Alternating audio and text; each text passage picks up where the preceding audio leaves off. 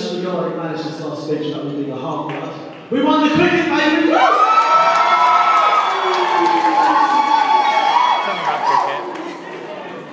Let me take you back to second year, if you will. To 5 o'clock, Friday evening. Two young, good looking, fantastic, wonderful, attractive, may I say virile medical students. Nathan Cohen and Rosemary Laurie. Decided, instead of going to the medals on a Friday evening, frolicking, fornicating, enjoying our youth, instead we decided to experience the visceral thrill of surgery for the very first time. We asked at reception, it was insertion of a pacemaker. Perfect. So, we scrubbed up, and dare I say, Rosie scrubs up very well. We put the hat on, the gloves, all that stuff, and because of the x-rays, it's got these lead aprons. I felt like a knight going through this first crusade against the reckless hate of cardiac disease. Halfway through, in the corner of my eye, I see the fair visage of Rosie Laurie looking at me. Through in my mind, running through. Rosie's looking at me. I've been working 2 weeks for this. I thought, right, play it cool then, alright? Women are confident man. Pretend you know what Dr. Bethel's talking about. ECG, Even a smooth mind. Pace yourself. Rosie, even if I had a pacemaker, I'll look to you tonight, my heart still skips a bit.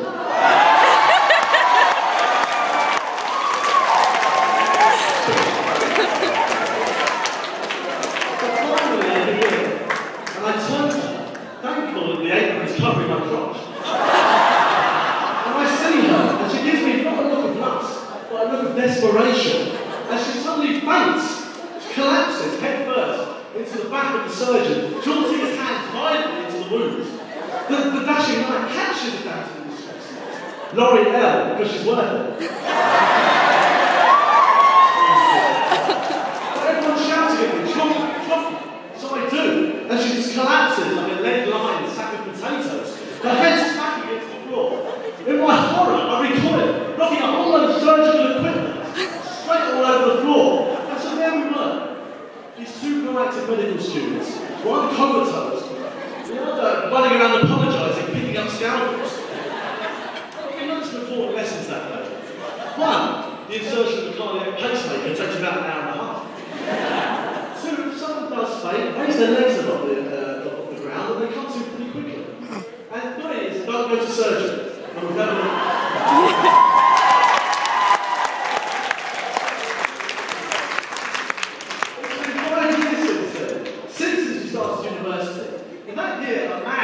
was convicted for 5 years for aggravated assault.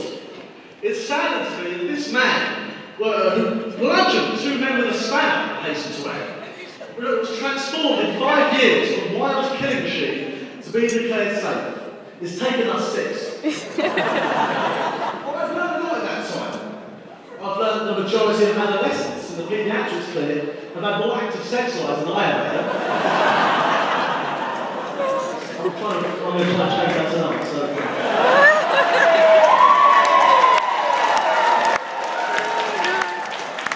Although PowerPoint is a very effective way of giving a presentation, when Shane Patel gave his PBL talk reading from the side of a milk carton, I realised there are alternatives. There will be little less awkward moments when the doctor pops out of outpatients, leaving you alone with the patient. Do I bury myself in my cheese and onion, or do I go through the same stereotype conversation with every patient? When the patient asks, so do you know what you want to specialise in then? No, not really. I should have mentioned cheese and onion, no, really don't.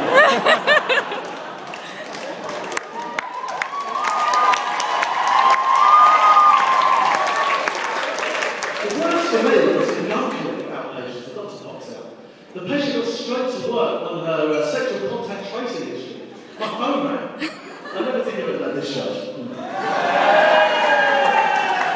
But, you know, as my mother always said, the NTEST Foundation Programme is like a box of chocolates.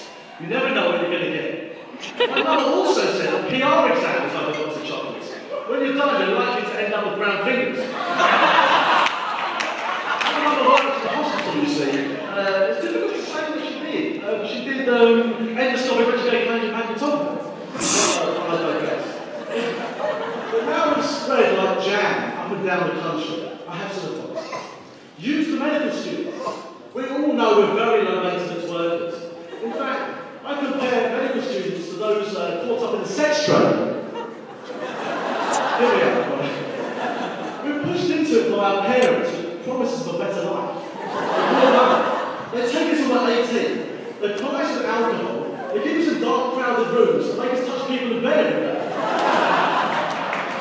And what's worse, when we're done, they farm us out to be dominated by some middle-aged surgeon.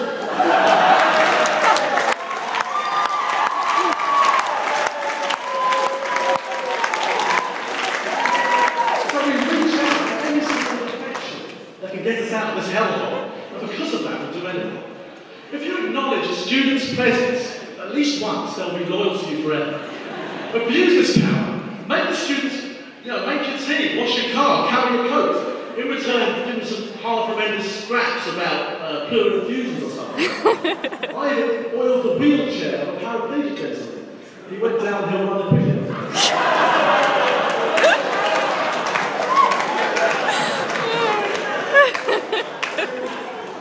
But now we actually have to make proper decisions and no longer limited to what teaching discipline is. In my early clinical years, I used to sit in the corner fiddling with my belly on my stethoscope. But now's the time to stand up and take action. We can't use I'm sorry, I'm just a medical student if a patient looks as much as looks at us. We can't just present the same patient to 2 different regs and pretend we're doing some work. We can't use the classic line which my walkback member Doreen said, so we've got lunch at 12, so we leave at 11.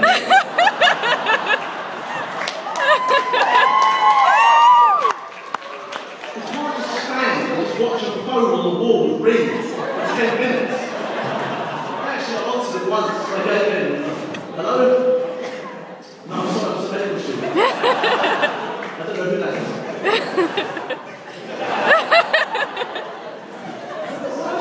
There's no more Wednesday afternoons off. However good the intention of the doctor, any student is expected to be in on Wednesday afternoons like a dagger to the heart. I mean, think about this scenario. The wild-eyed orthopaedic surgeon, straight from the outback, has somehow got the permission from Cheryl Cohen for the students to examine her fibroadenoma. Wednesday, is that you interested, students? Yeah, definitely. I should be here at 3 p.m. on a Wednesday. Chop on. I've got sports, mate.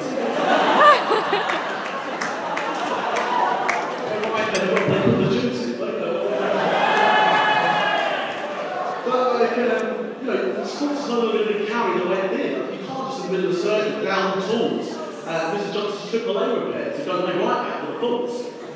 And finally, we'll actually have to examine all the hernial orifices, all 12 of them. See Chris Cousins shuffling through as well.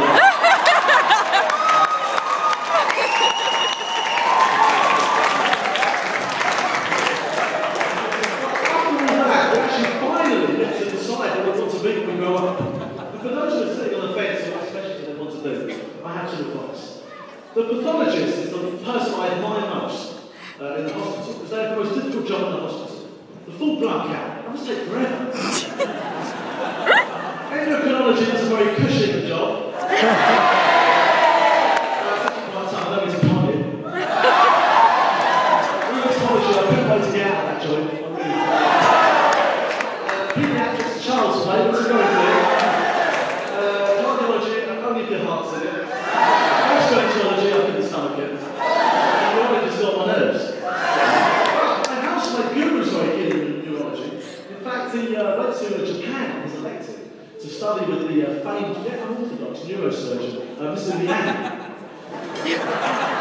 Instead of the karate kid, he was a neurology kid. His training, axon.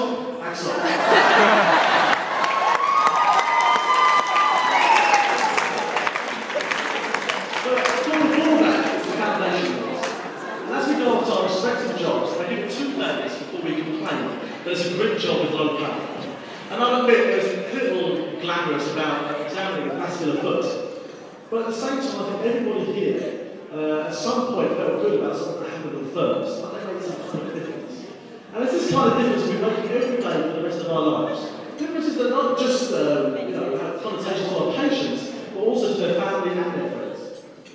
Just before I hand you over to Miles, just on a personal note, looking at you all here today, reminds me of a quote from Marlon Brando on receiving his Oscar. He said, "Never before in my life have so many people been so directly responsible for me feeling so very, very glad." For a kid who 6 years ago was absolutely petrified about going into the Reynolds, that precious sport day, to actually stand before you here today is a wonderful moment, and I think the rare. I wish each and every one of you every amount of success in the future, all the happiness that life can bring, and I promise I'll do my very best, and I represent you